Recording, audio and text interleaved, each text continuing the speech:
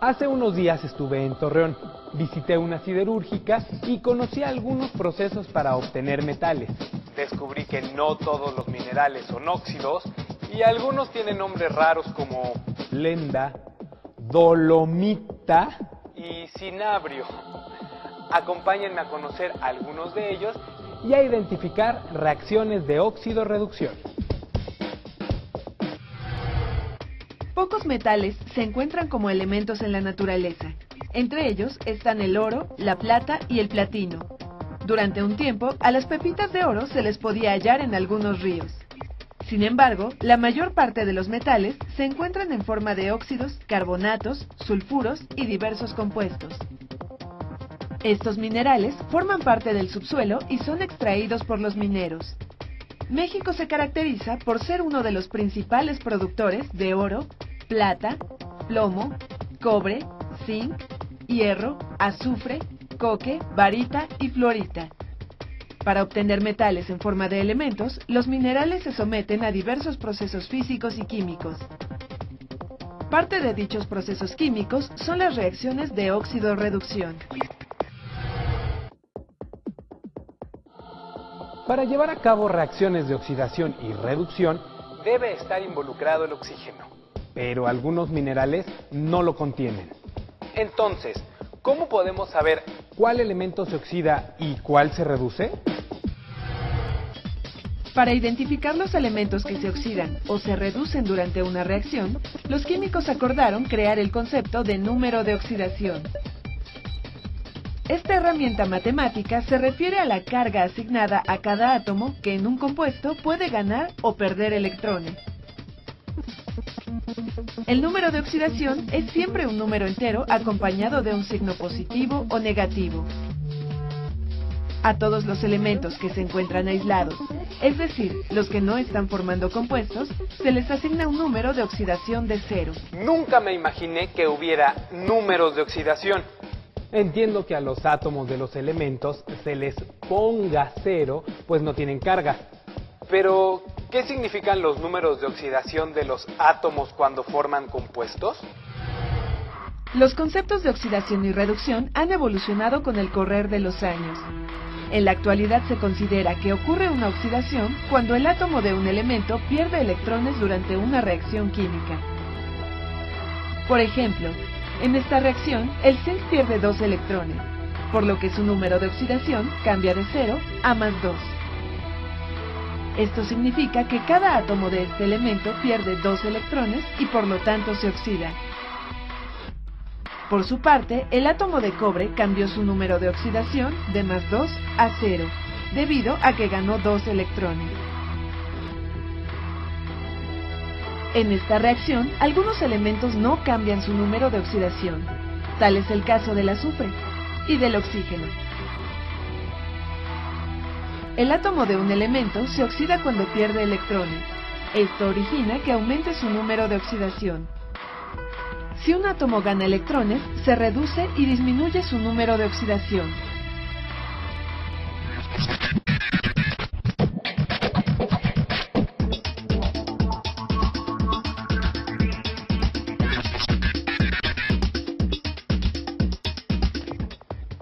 Sorpréndete, de las placas radiográficas puede obtenerse plata. Durante el proceso de revelado, las placas quedan impregnadas con algunas sustancias que contienen plata. Si se someten a tratamientos químicos que involucran reacciones de oxidación y reducción, es posible recuperar este elemento. Esto ayuda a cuidar el ambiente porque se evita que, al ser desechada la radiografía, la plata contamine el suelo y el agua. Como hemos visto, se realizan diversos procesos de oxidación y reducción a nuestro alrededor. ¿Qué otras aplicaciones tienen estas reacciones? Algunos excursionistas y escaladores de alta montaña se ven expuestos a temperaturas muy bajas. Para evitar el congelamiento de algunas partes del cuerpo, utilizan unos paquetes calentadores. Estos dispositivos incluyen hierro en polvo que en presencia de un catalizador forma óxido de hierro 3. Durante esta reacción, el hierro se oxida ya que cada átomo pierde 3 electrones.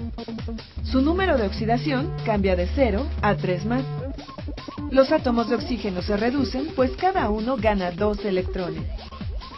También se libera energía, que en este caso se usa para calentar algunas partes del cuerpo. Esta reacción es la misma que la de corrosión del hierro, pero en este caso ocurre rápidamente y libera energía en forma de calor. Claro, como el hierro está en polvo, aumenta la superficie de contacto entre reactivos y productos que, junto con el catalizador, hacen que la reacción sea más rápida.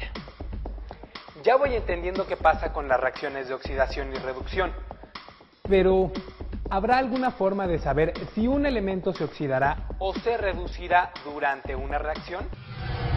El número de oxidación de un elemento puede variar de un compuesto a otro.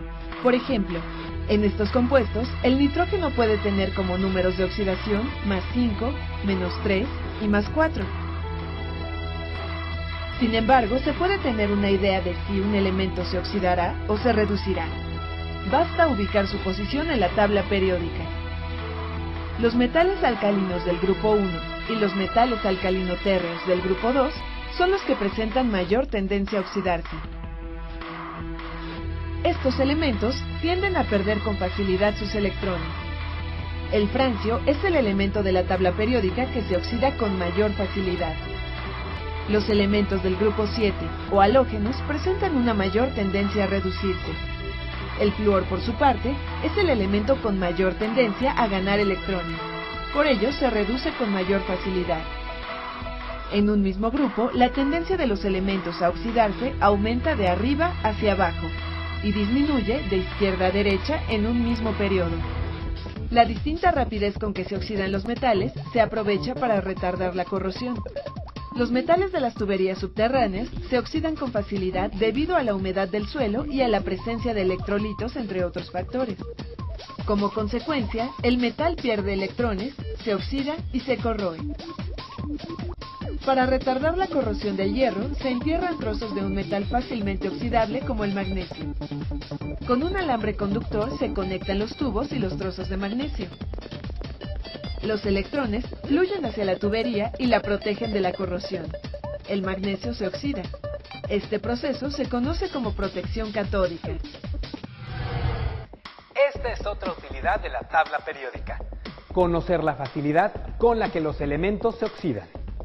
Acompáñenme a ver otros usos cotidianos de las reacciones de oxidación y reducción. Muchos objetos de metal están recubiertos por otro. Para hacer esto, se necesita una pieza de metal con que se va a recubrir el objeto. Por ejemplo, cobre. El objeto y el trozo de cobre se introducen en una disolución de sulfato de cobre.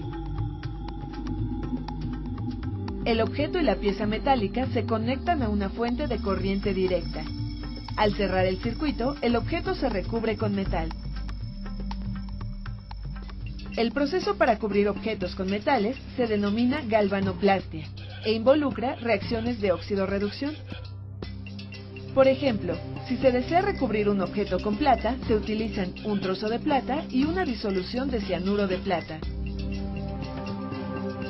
Al cerrar el circuito, los electrones fluyen del polo negativo hacia el objeto, mientras que los iones de plata de la disolución se desplazan hacia el objeto. Al llegar a él, los iones ganan electrones y la plata se deposita sobre el objeto. La plata se reduce porque gana electrones. En el polo positivo se forman iones de plata que migran hacia la disolución. De esta forma se cuenta con más iones de plata para recubrir el objeto. La plata se oxida ya que pierde electrones. Cuando algunos objetos de hierro se cubren con cromo, el proceso se conoce como cromado. En cambio, si se utiliza zinc, lo que se obtiene es el hierro galvanizado. Resultó interesante conocer tantas aplicaciones de las reacciones de óxido-reducción. La elaboración de muchos objetos de uso cotidiano implica este tipo de cambios químicos. También hemos identificado la utilidad que tiene la tabla periódica para predecir lo que sucederá cuando se llevan a cabo estas reacciones. Es decir, cuál será el elemento que se oxidará y cuál el que se reducirá. Con razón los químicos valoran tanto esta herramienta. Hemos llegado al final de este programa. Espero que lo hayan disfrutado tanto como yo. Hasta luego.